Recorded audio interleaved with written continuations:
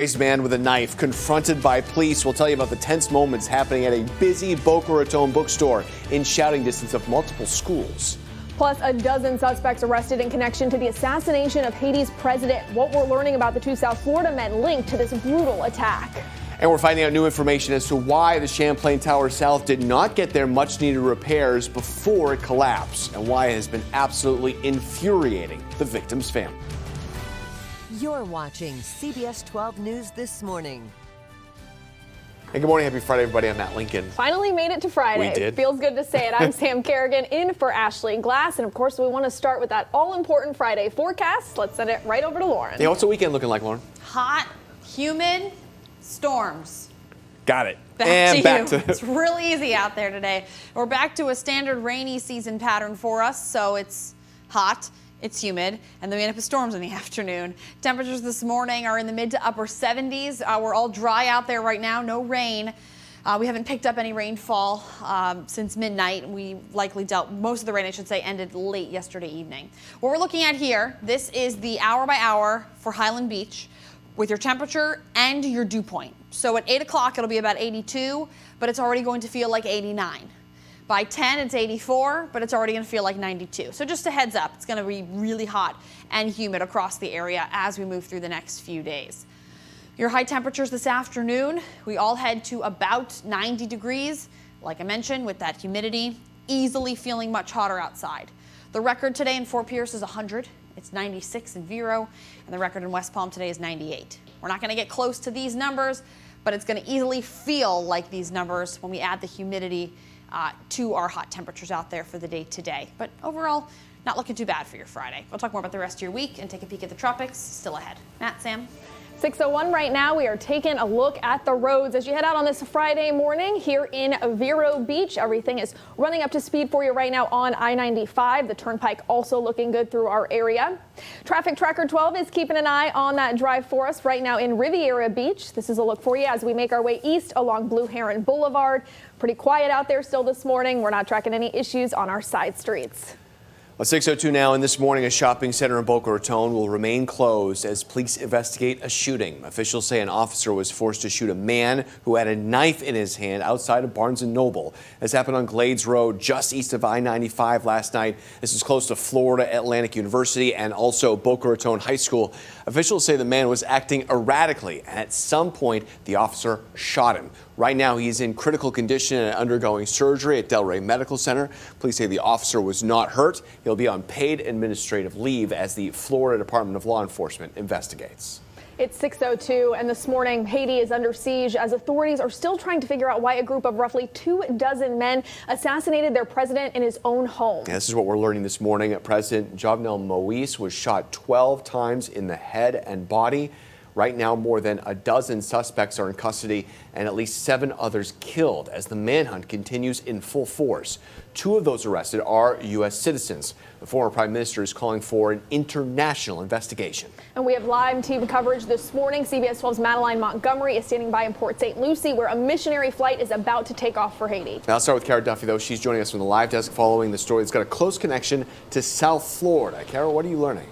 Well, 2 of the men arrested are from Fort Lauderdale and Miami. James Shalaz and Joseph Vincent. Take a look. This here is a photo of James Shalaz, and this morning we are learning new information about his ties to the area. According to our news partners over at the Sun Sentinel, he is the president of a nonprofit organization with an office in North Lauderdale.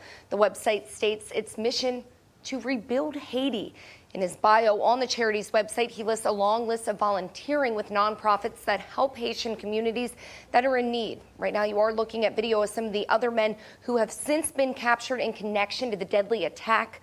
The former prime minister of Haiti now calling for an international investigation on what he called a contracted hit to kill the president.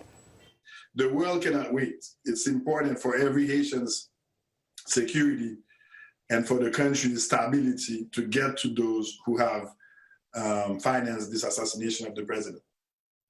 And this morning, we're also learning more information about the president's wife, who was shot 3 times during the ambush. She is recovering at Jackson Memorial Hospital in Miami, where she remains in stable but critical condition. Sam, Matt? Kara, even though the violence is only getting worse in Haiti following the assassination of the president, a Fort Pierce group is still taking off this morning to head to the Caribbean country. And CBS 12's Madeline Montgomery is joining us live at Treasure Coast International Airport with why this group is going to brave this trip this morning. Maddie, what can you tell us? Right now, here in the hangar, Missionary Flights International are packing up their plane, and they're getting to head out to Haiti to pick up missionaries and their families who want to get out of the country. In the past few days, airports have been closed down in Haiti following the assassination of the president. Right now, Haiti is under a state of martial law. That's why around 60 people who are doing mission work in the country are wanting to return to the U.S. Missionary Flights International flies to Haiti twice a week to bring supplies like food and Bibles. Despite the turmoil in the country, the group is still determined to keep flying there to help. We heard from people that are down there and scared and uncertain about the violence that may be happening. The flight is supposed to take off at 6:30 this morning, so not too long from now, and they're going to be back by this afternoon. For now, live in Fort Pierce, Madeline Montgomery, CBS 12 News.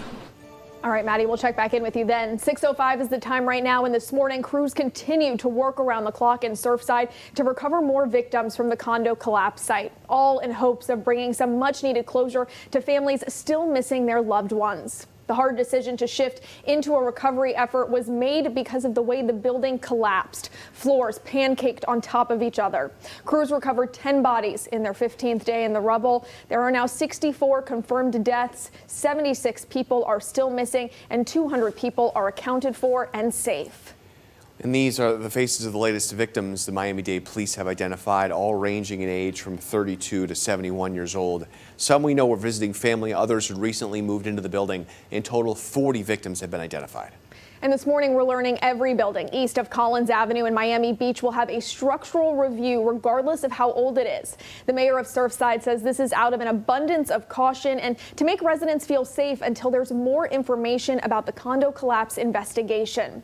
Floors, roofs, elevators, and columns are among the things experts will assess in these buildings. In a statement, the mayor says, quote, "We are committed to do whatever is necessary to keep you as informed as possible as we further our investigation and develop additional recommendations." And this comes as new documents from a review of the Champlain Tower South's budget shows there was simply not enough money to fix the repairs that were needed. The report shows the entrance deck in the garage had cracks in the concrete. That's something some experts have said may have contributed to the collapse.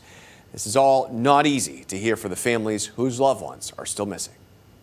I don't understand how that happens with a building that collects so much maintenance fees every single year over 40 years.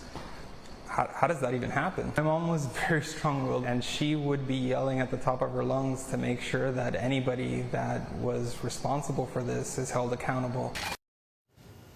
So the report says the condo association was projected to have a little over $706,000 in its reserves as of January of this year.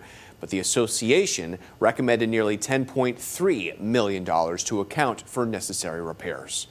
6:08 is the time right now, and still ahead on CBS 12 News this morning, the Palm Beach County School Board is set to make changes to a policy that impacts our children in schools. How the change could help students who are victims of teen dating violence. And massive flooding in New York City causing some major chaos. People in the subway having to wade through water. You're not going to believe this video from the Big Apple. It's coming up in 5 minutes. And here's a live look for you, a beautiful shot this morning of the clock tower in Palm Beach as the sun starts to rise out there. Stay with us here on CBS 12 News this morning, the one to turn to.